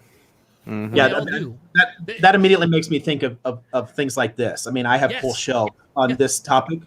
This is not a. So yeah, let's Let's get into it. Yeah. Let's So pull some pieces out of it. Let's yeah.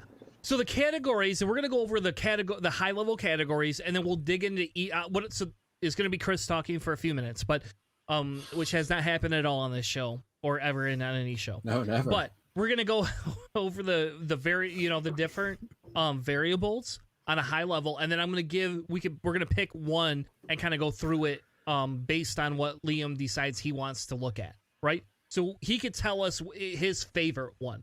So we have institutional variables, which talk about federalism, presidentialism, and proportionality.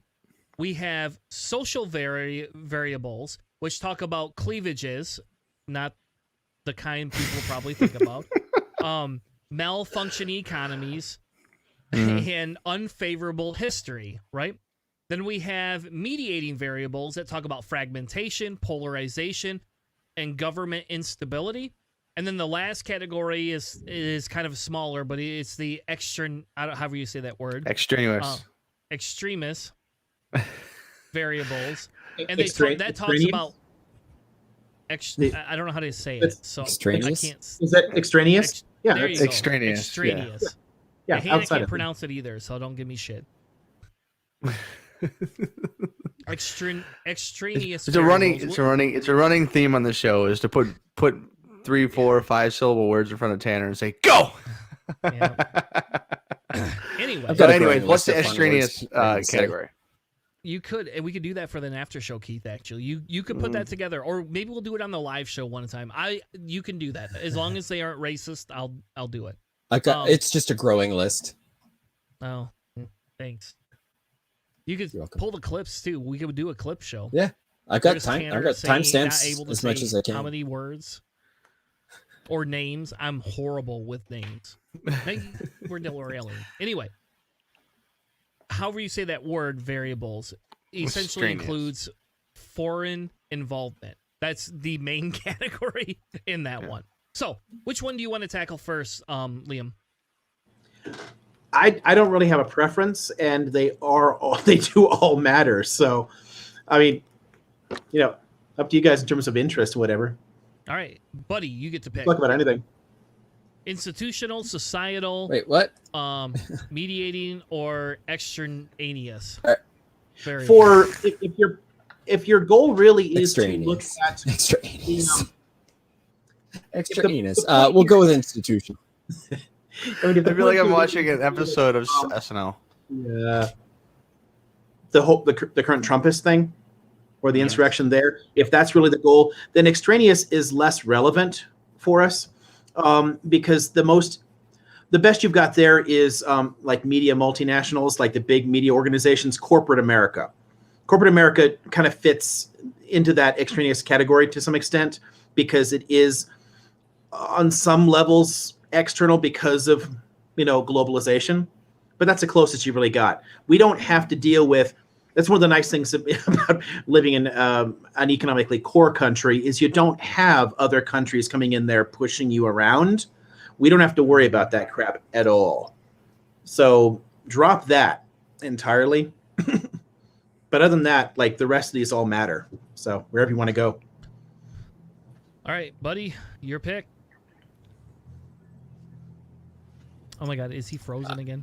By the end of the Nope. episode, all I know is that Liam's arm is going to be like the strongest arm in the world for Oh, just, God. just straight up holding the rifle for the episode, right? Just Liam, I don't know how heavy that cat is, but I had to drive. We have a Maine Coon. He's about 16 pounds, and I don't have a carrier for a cat that big.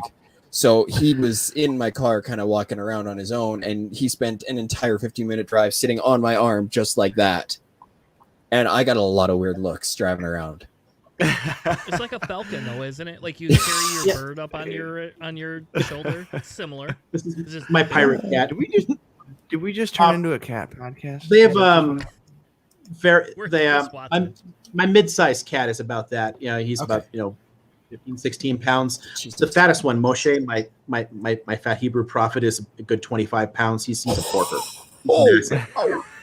But Mineta is only about 10 pounds or so. Oh, okay. So it's not quite as bad, but It's still. not bad. It's just it gets comfortable after a while keeping the arm up. But she likes to mostly move around a lot anyway. Nice So- metric exercise. She wants to be nearby, but she'll eventually get bored and decide to go sit somewhere else. It's just a cat. That's what they do. Hey. All right. man. Well, we'll take a look at the institutional then, since that's the All right. first one on the list. there we go. Institutional And there we go. variables. They have Beautiful. 3 categories: federalism, presidentialism, proportionality. Federalism essentially is when we have a utilitarian government on one hand, or a federal government or a semi-federal government. And I'll be honest, I don't understand why we have to define the difference between semi-federal and a federal government, but maybe Liam can explain that. Because somebody had to make a word count. Somebody had to make a word count. And essentially they hypothesize that federal states are more prone to democratic collapse than unitary ones. That's the theory that they came up with in that report, I guess. Presidentialism distinguishes between parliament systems and presidential or semi-presidential systems, right? And essentially they hypothesize that presidential or semi-presidential regimes are more prone to democratic collapse than parliamentary ones. And I actually agree 100% with that. And like, we could get into examples, but look at Great Britain. Look at you can look at that. You can look at even North Korea, where they aren't parliamentary per se. North Korea is a full-on dictatorship. Yes, but they are in the similar style where they don't have a democratic election or democratic processes or any of that. They don't have a president that really. You don't want to mix the terms up and put them in here at all. They don't. It's not even like relevant in this kind of discussion here. And one of the reasons too, I mean, and we don't have to get into these things too, because it's not really relevant to the discussion, but you do have to make distinctions between, say, presidential or semi-presidential, because if you're trying to apply models, there are a lot of fine distinctions in government types. You know, there are countries in the world that have both a president and a prime minister. So the presidency is a little weaker, but it is still presidential. So that's a semi-presidential state. Whereas if you just have the prime minister coming out of the legislature, you don't have that separate, powerful executive at all. You know, versus like, say, the French or American, where you have a very powerful separate presidency and the legislature doesn't have an executive role in any function, in any sense. The distinctions kind of matter if you're going to apply these models. We don't have to apply the model per se to discuss it. So what's Canada? What is Canada? Let's. We got a prime minister. Canada's We're constitutional monarchy. Yeah, parliamentary. Yeah, it's entirely parliamentary. The monarchy is essentially irrelevant. If the Queen decides to dissolve Parliament, it becomes a republic tomorrow. So it's not relevant. It's ceremonial. It's an entirely parliamentary system. So the executive comes out of the legislature. They're not separate entities. Our legislature is at the provincial level. So that's one step down. So that's like your state level. Is what we call our legislature. So you're more the expert on politics. Yeah, application of terms, too. And because like, but yeah, like, so Parliament. Yeah. You know, the Prime Minister is directly connected to Parliament. Yes, the House of Parliament. Yeah. Yeah. Exactly. Which isn't the case in the U.S. I find it interesting also when you talk about the different levels of presidential being a powerful presidential appointment or a weak one, essentially. It's fun to see how the Americans who spent a lot of time trying to figure out what they wanted to call the executive branch leader. Some people argued for king, some people argued for, all kinds of authoritarian style leads, and they decided on the guy who presides, one of the most non-strong and non-intense terms that they could basically give. It's like he is going to preside over the executive branch. Basically, he is the guy who's at the top, but he's not going to be any kind of divinely or intensely powerful character. And that word itself, the lexicon has absorbed that word and turned it into an authority figure. And you see other countries and everybody picking those same that word up and using it in a different variety of places on here. So I find it interesting that you see that and that language evolution there. It's pretty cool. I don't know. It's like ever learning that. It was just like, wow. Well, that gets back to the three separate but co-equal branches there.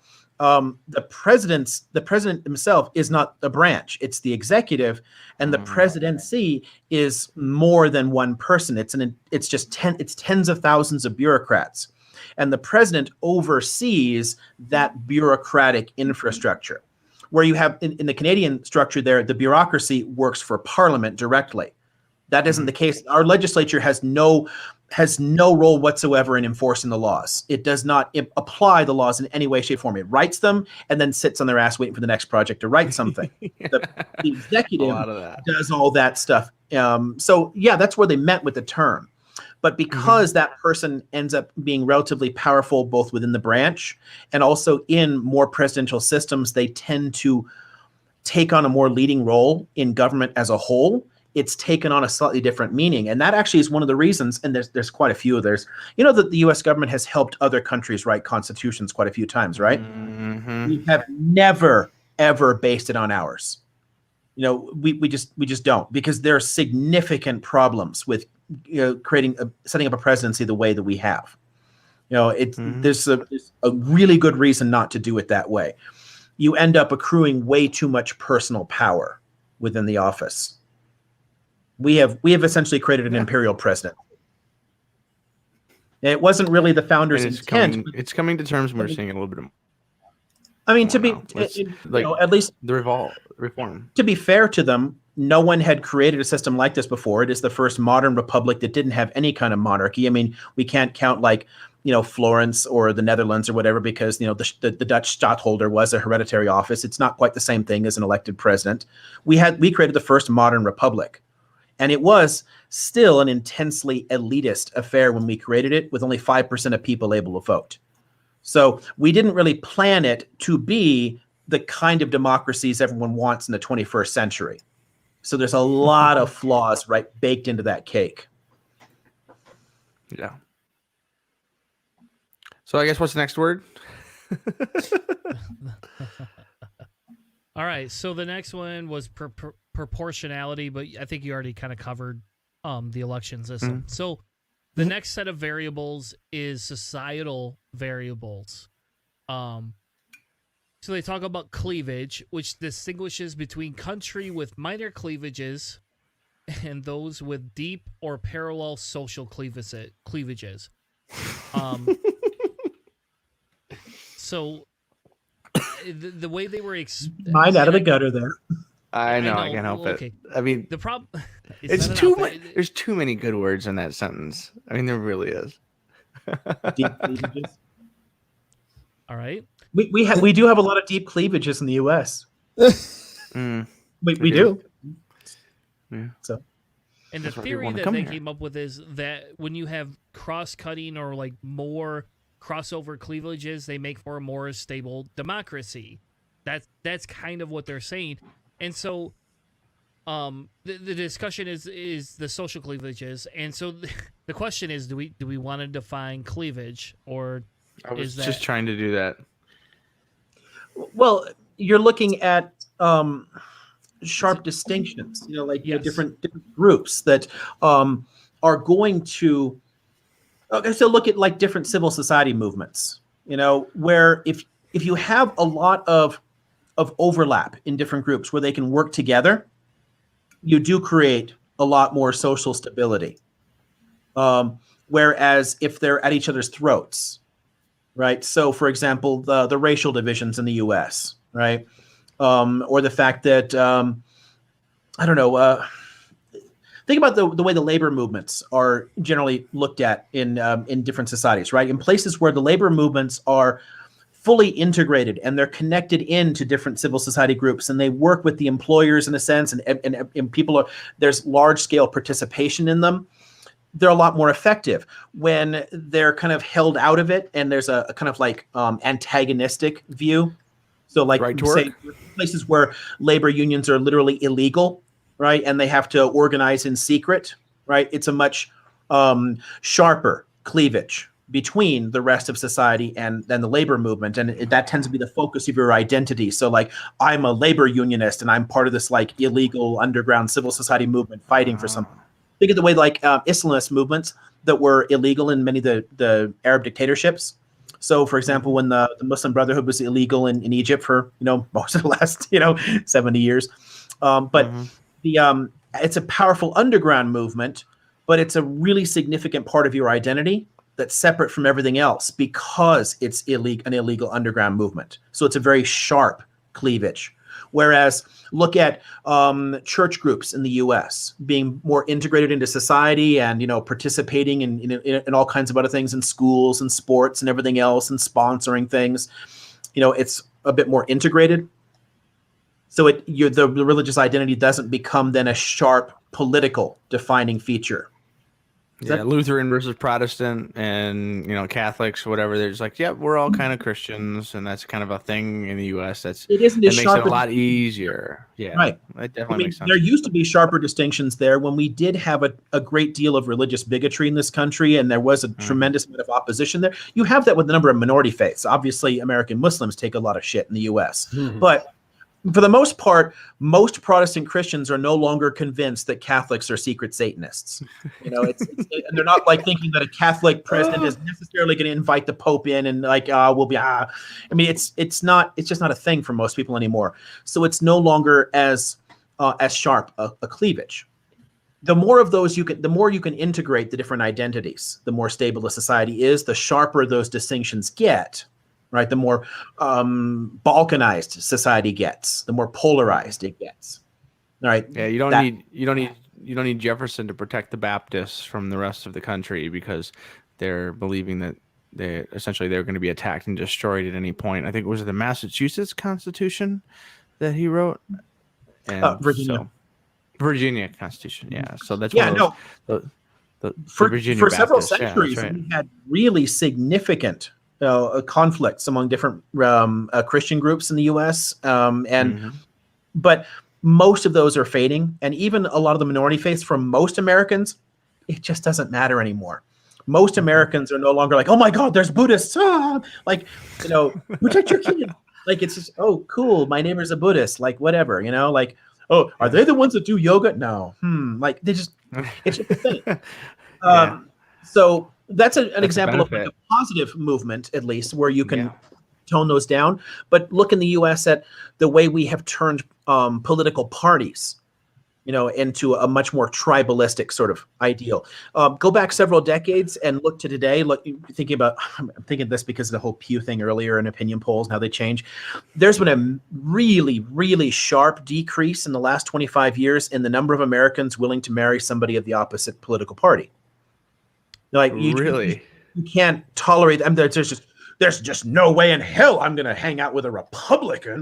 Like you just can't imagine that kind of tolerance anymore.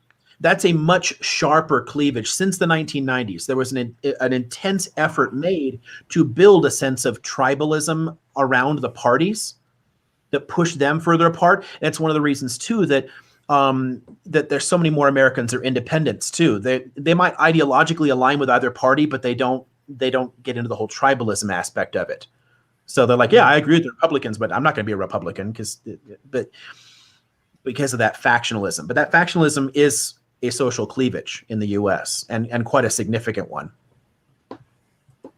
Yep, and I think that's an important, you know, understanding, because then when you move into a malfunctioning economy, right? And typically a malfunctioning economy is kind of triggered by those different things.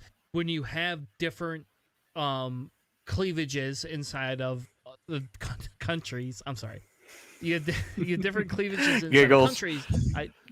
Leave me alone. I'm being Keith tonight. Sorry. But you have all these different issues that people find, right? And we talk about it a little bit, you know, earlier when we talked about institutional variables, right? Because there's a little bit of difference when you have a different type of electorate versus, you know, completely, you know, aristocratic type, you know, collective, right? So when we talk about the social differences with a malfunctioning economy, where does that always happen? And I'm not going to say I'm the expert, but I could tell you there's always an issue inside of an economy when people are aggressively against each other. And we could talk about, you know, like people have come together for the vaccination per se, right? A lot of people support this. They support the funding. They support us going into debt farther to deal with this because we all just want to go back to normal and stop having the government, you know, make fake money and give it to us, right? That's what they keep saying to me, you know? So they're all for this because they want to be able to open up and have a life again. And the idea of malfunctioning economies they start typically when you have two factions that are so diabolically or diametrically opposed to each other in what they want. And you could talk like the Mitch McConnells of the world. They vote aggressively against similar things that they voted for under Trump. That's a fact. He has voted for large amounts of money and all these other things to go to places. He just believes giving the money to big business and corporations and lobbyists are where it's at. Whereas the Bernies of the world is saying, what the fuck's wrong with you? Why don't you give it back to the people? Why don't you let the people do that? Or Elizabeth Warren, who wants to tax the billionaires 3 cents on every dollar they have, and bring those kinds of things in. The McConnell thing is it's basically it's Republican strategy, and we don't see that kind of cohesiveness. It's a cleavage of understanding the strategy levels of this, right? Mm-hmm. So that's the problem. Very specific.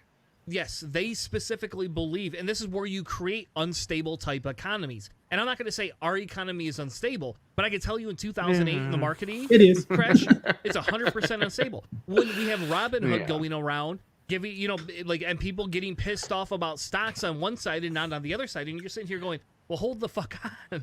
Elon Musk made $100 billion last year. Yeah, if you can fluctuate this much in the stock market, we probably have an unstable economy, period. Well, yeah. We completely flipped things around. I mean, in the 60s, 90% of the stock market was real investments in the real economy. Today, 90% of it is just speculation. It's just like, it's a giant, I don't know.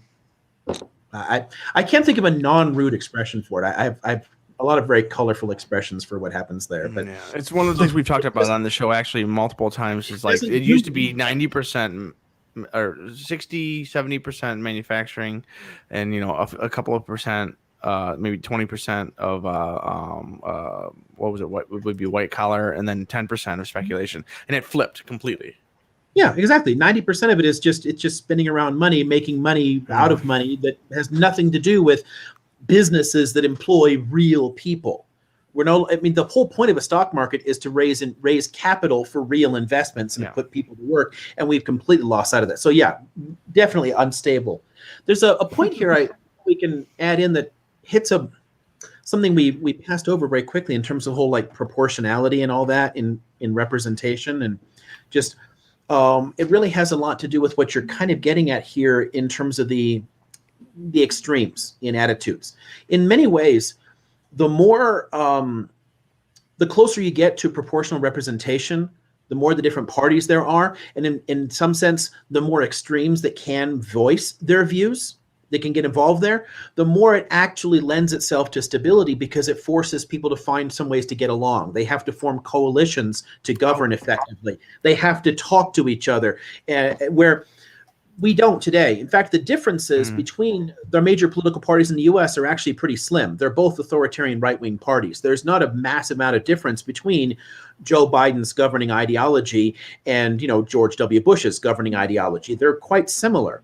But the parties themselves are deeply tribalistic, and they focus only on that. And what ends up getting lost is the frustrations of ordinary people. And here's where it gets really tricky.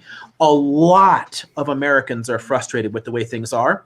A lot of Americans think we're not giving the best life to our kids. We're not doing the best to take care of Americans and take care of the world around us. We're not paying people enough, or this or that. Everyone has quite similar grievances, but they have very different ways of trying to solve it.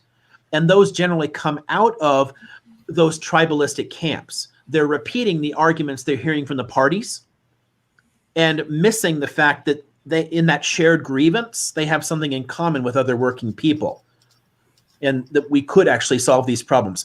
The fact that our politics is divided really only into two big monolithic parties that don't have that much to separate them, other than like social issues.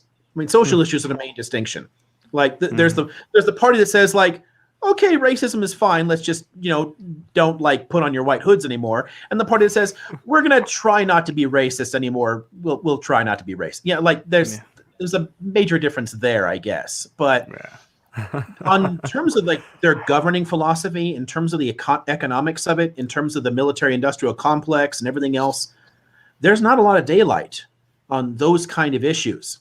And that means that it's basically just a giant shell game for ordinary people. They're just being sold a different bill of goods, but that's just to feed the parties, to keep the McConnells in office. So yeah, hypocrisy is the order of the day, and you're going to see that all across the game. And it's honestly one of the reasons pointing to it's kind of a waste of time, because we're so inured to it. It's just it's normal. Hypocrisy is it is what it is. Like, who cares? Yeah, when there's a Republican, it's replaced the golden rule or whatever, right? One day you too can become president. And all I will say there is that, Liam, shut up and take my money. I mean, in all reality, like we run into basically people that are inside the system and analyzing it, and we see this, and the average person sees this, and we're just like, this looks like a big giant ceiling I'm never going to have any influence in. Why should I even care? Right. I'm going to vote for whatever color I think is prettier, and in the end, it doesn't matter. And, I mean, that kind of disassociative behavior, like, it's just not healthy for a democracy. And, like, analyzing it and looking at that. Is perfect. Yeah, hold on to that word. That's exactly what you want. Most Americans are politically disaffected. Yes. Our voter participation is generally pretty low. And when people do vote, it's often out of a sense of obligation. Like, I feel I have to, or maybe because I think the other party is evil or something. Well, I can't let them be in power. But it's not like you like a lot of Republicans in my area genuinely dislike our incumbent, but they're going to vote for him anyway because he's got the R after his name. And what are your choices? That's Ohio. Yeah, dude, Ohio is loaded with that.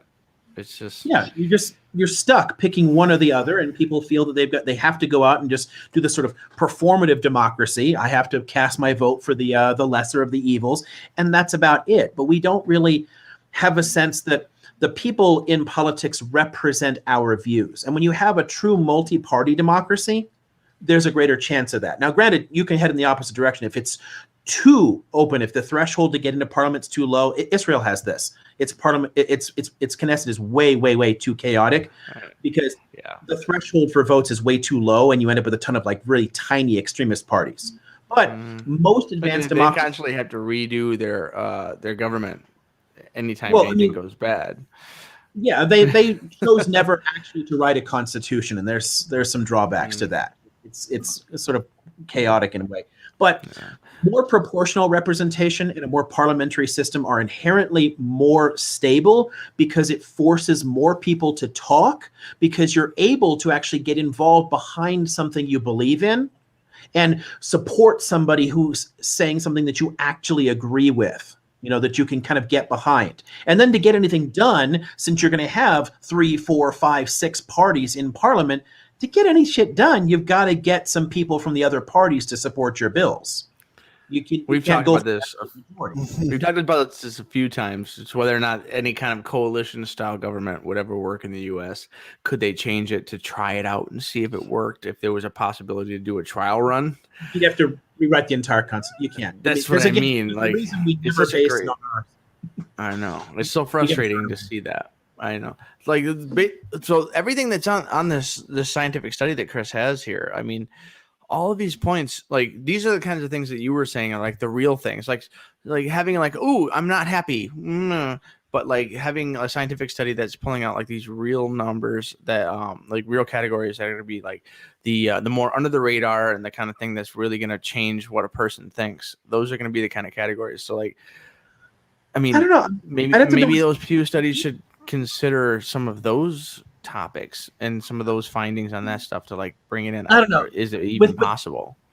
With Pew, they're specifically looking always at what people feel or believe, not necessarily why. They don't really get into that as much. Yeah.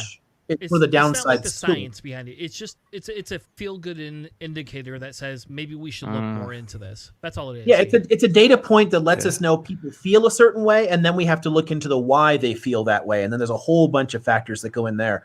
But just looking at the difference alone, honestly, I wish that worked. I mean, I'm always trying to remind people that we've been in steady decline for decades, and people just they don't get that. They feel a sense of frustration. They can be angry or whatever. But I don't know how many Americans are just going to look at you like you're from Mars if you say the U.S. is down to 52nd in the world in individual liberty.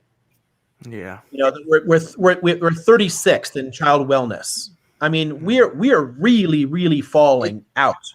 I mean, we're as not far as I know, we're below 30th in education. We were right on the cusp. It depends on the issues. And in because some areas of education in the U.S. massively outperform.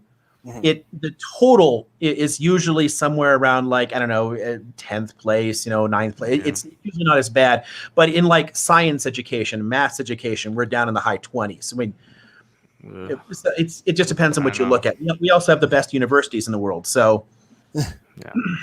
It's kind of interesting being on the outside because, of course, when you're talking about, think about how Americans would respond to, learning that we're less than 30th in the world for, child, for, education or whatever. And then I sit here and I think, because we have a lot of stereotypes and images of what Americans are. And I just, thank you, South Park. I keep thinking, no, not even South Park. It's just kind of like this whole, well, my freedom boner tells me that we're still the best. They over in Sweden, they might have their freedom, but at least here we got real freedom. They got freedom light. We got American freedom, and that's the best. And I don't know why they had that context from the outside. Yeah, no, I totally get that, but it's one of the problems you run into. It's really anywhere. I mean, within a system, it always makes sense. This is true whether it's a political ideology or a religion or a philosophy or a national identity, whatever. When you're in the system, you don't see its flaws. You have to step outside of it. And that's difficult to do for most people. Mm-hmm. But we are in sharp decline in a lot of areas. And if people really, if you confronted them with this, if we were able really to emotionally process the impact of 40 years of neoliberalism, I think you could get something done, but you can't, because that's where it comes back into the whole, like, how did we get here? Because then there's a reason that they pushed so much of this media deregulation and the political tribalism, because it prevents people from getting together to solve the problems, because the two parties can deflect and scapegoat and say, well, it's when they're in office, that's when the problems are. And everything's, notice that all the frustrations that Trump supporters said they had with the country, all the things they hated about it, like American carnage. And then suddenly Trump says, like, it's great, man. America's great. I mean, I love it. This is perfect. And then as soon as he's out, like the month he's out, it's like, oh, America just went straight to shit. And we have open borders. Everything's going to hell. Like, are you kidding me? Like, nothing changed. Like, in the overall, I mean, economies change very slowly. Nothing really changed for ordinary people in 4 years, but the attitude changes instantly because that tribalism, which means that you can't even shake people to the problem, because all they're going to do is become more extreme. It's going to feed into these insurrectionary movements. Their frustrations are going to push them to more and more radicalism. And that's it puts us in a really weird situation, because you have to push back on the things causing the problems, that decline. We have to be able to correct those problems. But the more you talk about them, the more it pushes people to extremes too. It's back to the tolerance paradox. Like, you have to be able to figure out which things we can let through society. And like, basically, when you're letting things that are too aggressive, too racist, too nationalist, that gets a bit nasty. And we need to create this society that's like, listen, we understand that's your opinion, but we are going to also move on beyond past that. It's like, I don't know. I definitely think that that's going to be an area where we're going to see things move in the future. And I think that's a place I don't know where it's going to go. You actually can have, because cultures change very slowly. Societies and cultures change very, very slowly. But in politics, things can change much more quickly. And there is a good argument for making some changes that way. So, for example, enforcing desegregation. In the long run, it has helped us to get to be a marginally less racist society, right? Because it does, more people interact with each other. Oh, I guess you're not that scary, and things change a little bit, but it's still very slow. You can still see a lot of what we saw then still there, but the laws at least are changed. You can no longer put out signs that say, like, you can't get this job if you are this, that, and the other thing. We bar certain types of discrimination. In the long run, that has a positive effect. But people expecting that it'll just instantly change too, or that other people will suddenly agree with their positions. Changes are always like a multi-generational issue. We have to grow up in a society that doesn't tolerate it and doesn't allow it to be spoken for the attitudes themselves to become less and less common. Statistically, the few of us are able to like climb our way out. So Chris and Keith are a great example of two people that were in that world that were like able to dig out. I never really had any like major conservative anything. My parents were Jewish and Lutheran light, Presbyterian light, whatever. And so like just like Jesus sorta. And so like I mean it's been interesting to see some of their perspectives and how they've changed and where they've gone on that one, because like I mean I would assume that their experience is way closer to the strife that's going on in our society right now than mine. I haven't lost anything. I feel no sense of loss, but like they could probably understand it way closer to like people seeing like this country change and seeing like a conservative notion where like, oh my God, I'm losing who I am. I don't know, like that's a perspective that's pretty freaky, but in and of itself, I don't know. And it's something I think we have to be sympathetic to in a sense. I mean, and I don't mean by like being sympathetic to racism or something, but to people's fears, because fear of change is natural. You know, a significant chunk of the population is always going to be a bit uncomfortable with things being different than they grew up. You know, and that's honestly. It's entirely natural. I mean, the much more like progressive, liberal, whatever you want to call it, like I want to experiment and try new things versus I'm going to pass on the lessons my parents gave me. Both of those co-evolved. They both serve a vital function in preserving societies. So it's always going to be there. And we have to at least respect where people are coming from and why they're afraid. And find a way to deal with that. But what people tend to do in politics is simply exploit it, is simply play upon that fear and to say, oh, you're uncomfortable at these changes. Things look different than when you grew up or what your parents were saying or whatever. Then, okay, that's because of them. And then you sell them this nice con that gets the votes but doesn't solve anything. And we've had way too much of that for decades in the U.S., a basic scapegoating. You want to look at where did we get a lot of these dictatorships in the first place? How did a lot of democracies collapse into authoritarianism, whether it's fascist, neo-fascist, or various forms of it? It often comes from fears of change. Mussolini was out there fulminating against women in the workforce. Like, guys, do you want to compete for jobs with women who should be at home making your bread? No, that's less jobs for you. So he's like, oh my God, I'm going to vote for that guy, and he's going to tell the women to go home. Hitler did the same thing, but so bad. That misogynist aspect of it is a significant part of the appeal because people were afraid. And it's still there. People are still like, well, my traditional values, and like the. What happens if she gets pregnant? Will that change her managerial perspective? Are we all going to get attacked during her period? Like, exactly. There are horrible things that are still regular. Made. Yeah, I mean, people are literally drawing from Mussolini's playbook on the regular in the U.S., and we're completely oblivious to it because those tactics work. They build a sense of what I'll call grievance culture. You build a sense of outrage about a perceived slight. Something has changed, something that makes you uncomfortable. And you give them a deceptively simple answer to it. This is what caused it.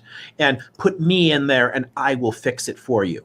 And psychologically, that works. And the fact that it works is why it should be terrifying.